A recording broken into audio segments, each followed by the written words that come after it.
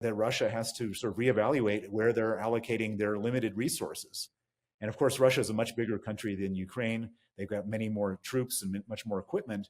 But all of a sudden, now if they don't do something to stop this advance, which means pulling people out of aggressing in Ukraine, it could get worse for them.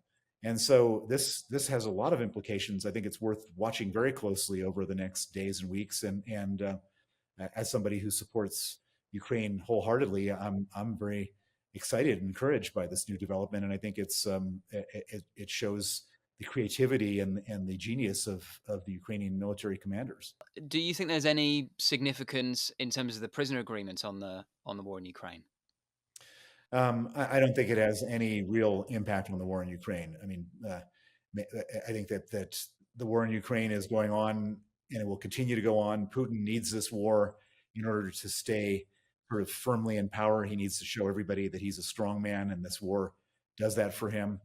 The Ukrainians are not going to give up territory nor give up in any way, because if they do, we know the brutality and the murder and rape and other terrible things that they do in occupied Ukraine. And so right now, what you have is both sides firmly dug in, and there's no end to this war in sight, in my opinion. I mean, I asked that because I've heard one or two people suggest that somehow the prisoner agreement may show that negotiations are possible between Russia and the West when it comes to Ukraine. The problem, I suppose, with that is most of the people who are suggesting negotiations are implicitly saying that would involve Ukraine ceding sovereign territory. Well, there are no negotiations. I mean, the only negotiation that should be had is a withdrawal agreement from Ukraine. That if Russia agrees to withdraw their troops from Ukrainian sovereign territory, then the negotiation should be, and under what conditions they withdraw their troops. Any other negotiation doesn't make any sense. I mean, Russia invaded. Russia should withdraw.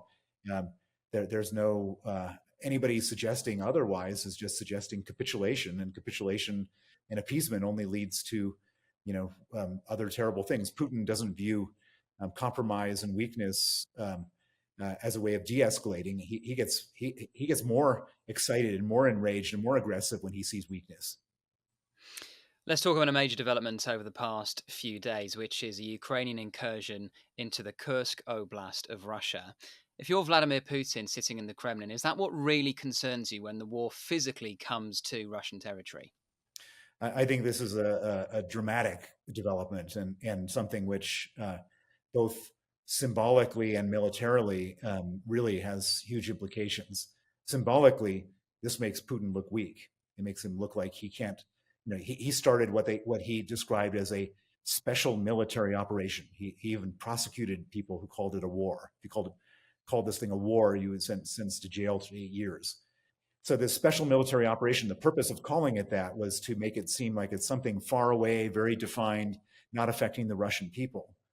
And all of a sudden, a piece of Russia has been annexed by Ukraine. And I'm maybe going a little ahead of myself. It's only a few tens of kilometers, but the symbolism of that is extreme.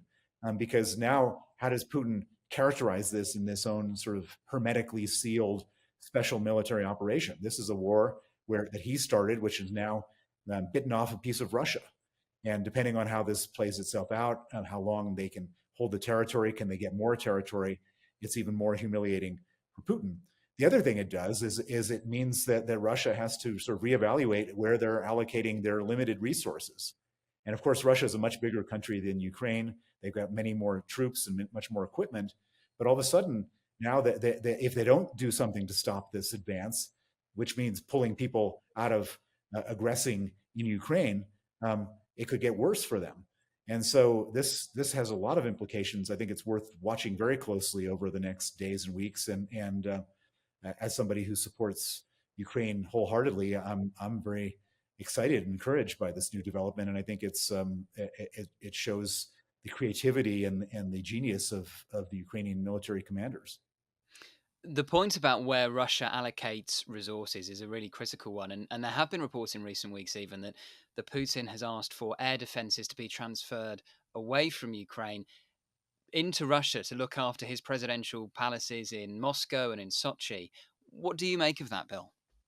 Well, what it shows is that Ukraine's drone strategy that Ukraine's grinding down of Russia's equipment all over the place is working. It's Ukraine is a total underdog, but they're a very effective underdog. They have used what limited tools they have to the maximum advantage to harm Russia and to harm Putin. And everybody thought this war was going to be over in 3 days, and now we're 2.5 years into it, and Russia is suffering, and of course Ukraine has suffered profoundly, nothing can take that away. But Russia is suffering as well, and they, in addition to them moving air defenses away from Ukraine to protect Putin's palaces, Russia has lost 500,000. I think the number is going close to 600,000 soldiers, according to Ukrainian estimates. I mean, 1,000 a day. And just to put this in perspective, the entire Soviet invasion of Afghanistan, over a 10-year period, they lost 15,000 soldiers. They've lost 600,000 now, or 580,000, or whatever the accurate number is, but a huge, huge number. And that's unbelievable. I mean, it's shocking. It's beyond comprehension, the amount of death, destruction, and disability that Putin has inflicted on his own people. I suppose that does raise the question, though. Why is Putin not paying the political price at home for the casualty rate that the Soviets did for the casualty rate in Afghanistan? Because he's running an absolute dictatorship. And maybe it was a dictatorship before, but it's a much more pernicious dictatorship right now, where if you're a mother who's lost a child and you say something bad about that, you end up losing your pension, maybe losing your apartment, maybe even going to jail. And so everybody is just sitting in absolute terror and fear and heartbreak about what's happened, and there's nothing they can do about it. And there is Putin has sort of reallocated the pain towards the least politically influential people, to the extent that there's any politics. What he's done is he's subjected the poorest, the most minority people in Russia to the death and destruction. So if you're in Buryatia or Ingushetia or some very far away place from Moscow, there's a very high chance that your children or your brother or you yourself are somehow affected by this. If you're in Moscow and St. Petersburg, where the wealthy people are, there's a much lower chance. But at the end of the day, everybody is affected by this. It doesn't bypass anybody. And the cemeteries are full in all sorts of places in Moscow by dead people. And sooner or later that has to have an effect. But as long as there is the risk of retaliation by the state, everybody is just keeping quiet. And do you think, Bill, we might be close to Putin being forced to resort to calling up young men from the big cities of Moscow and St. Petersburg? And if he does that, is that really the moment of maximum political peril for him?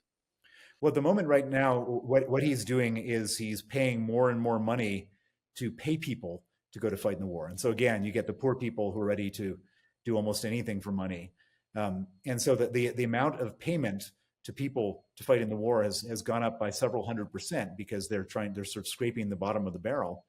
But eventually they will have to do a conscription. And as they do that conscription, then there is, no matter what, I mean, if you're going to die in war, you have a much better, you're not so worried about protesting, being called off to battle. And so I think that there's, that's why he's trying to avoid it, is he knows that even with his repression, if they do a general conscription in this pointless war, that does put him at some risk of people getting angry and doing stuff.